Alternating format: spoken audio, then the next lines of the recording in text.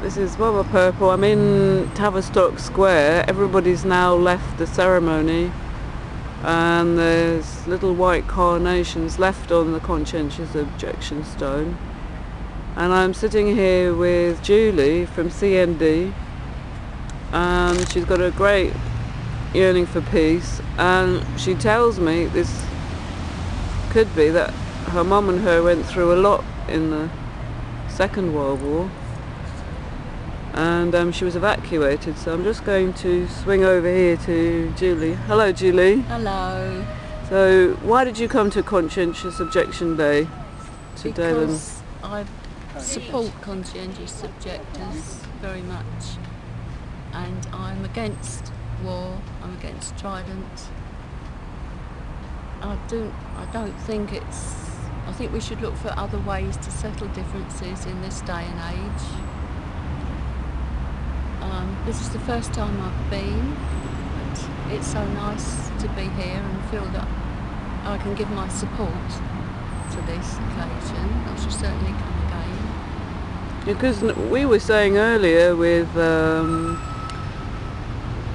Bruce Kent from the CND, that there's really not much commercial press here at all, and there's been about 80 of us here today, on and off, and it's kind of quiet and private, but it would be nice if the general public knew more about it. And is it widely enough? No. Well, it's not, isn't it, that 15th of May is International Conscientious Objection Day, and that... I only knew through my peace leaflet. Yeah, I was telling people that I only knew about it because we'd come to sign the register for the memorial to the 7/7 memorial, which, as we were saying, is just over there. That's the hospital there where the double-decker bus actually blew up, and there's a memorial on the gate over there. And then sadly and quite strangely, they died in front of a square dedicated to international peace. And if you notice, Julie, all these chairs are dedicated to different organisations of peace, and this tree, look, planted in memory of the victims of Hiroshima by the worshipful Mayor of Camden. Yeah, it's lovely. There is a great atmosphere of peace here. I think the trees are lovely, aren't they? The trees, yes. Yeah, you do feel that. But you wonder if it's possible in our lifetime, don't you, now? We do. Well, we can only hope, especially with the advent of Obama. I do think he's doing his best, although of course he's got a hard road to hoe.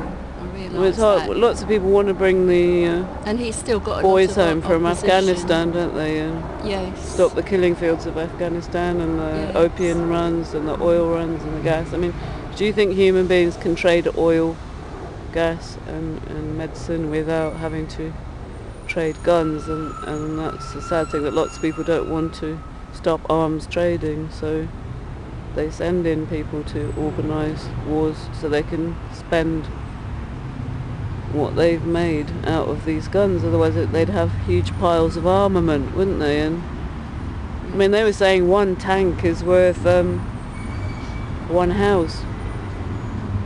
I'm afraid at the moment capitalism still rules most of the world. And things are changing slowly, but they should have stopped arms trading, shouldn't they, after Hiroshima, after that Second World War, when you were a child and I was still in heaven. They should have actually stopped, shouldn't they? Actually arms trading, and that's the point that the CND says, and stop the war and peace pledge. They're not actually stopping the trading. And then where you've got an awful lot of people making an awful lot of money, it's going to be very, very hard to stop this. But the thing is, people who are against it, we mustn't lose hope, and we must just go on, just trying to do our best and persuade and convince other people that this is not the way forward. How was it then can you remember at all being taken out of London? And Yes, because I was under the age of 5, I went with my mother and we stayed in various places, digs in Rugby. My father was a war reserve policeman because he had various things wrong. He wasn't allowed to go to the army, so they told him he's got to be a policeman. Yes, I've got many memories, although being such a young child, it obviously didn't affect me as it did my parents, obviously. But I did have one young auntie who died at the age of 22. She had neurasthenia because her husband was away at the war. They hadn't been married very long, and she worried herself so much she became very ill, and sadly she died. So that was indirectly a tragedy of war. I think that's actually a very interesting thing to talk about, the post-traumatic stress disorder. Yes. On both sides, and with the parents and with the person, that the stress it causes is horrendous, isn't it? That the trauma and stress and a number of people being made disabled or deafened or emotionally scarred and not being able to and dying of shock. I'd read that on the people dying of shock or becoming speechless or deaf.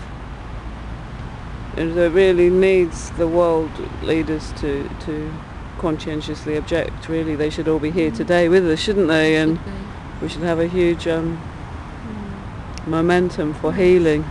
We'll have to try and build up the movement a bit more, as much as possible. Oh, yeah, I think so. Make it more widespread, perhaps more widely known. Perhaps some people would have come if they'd known about it. Yeah, so if we put this little film out, then next year, if you're in London, do come on the 15th of May to this beautiful square. I'm just going to walk around and show them the Gandhi, and then hopefully next year a few more people might come. So that'll be our little bit for the... So here we are. I've just spoken to Julie from CND, who's in the war, was taken out to Rugby, and she was expressing how the whole of her life she'd yearned for peace, along with lots of people. Here we are in the Peace Square. So I'm just walking up 15th of May to see the statue of Gandhi.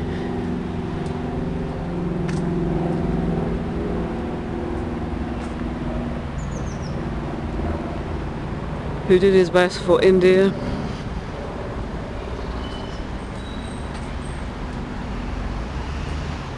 Of course, he probably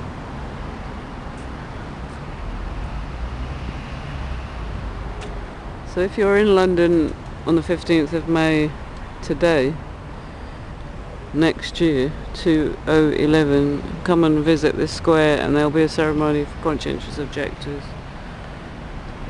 If you're visiting the 7/7 bomb site over there, do cross over into the park and see the square. And if you're in London, come and see this beautiful sculpture to Gandhi. This is amemeber, promoting conscientious objection, peace and tranquility.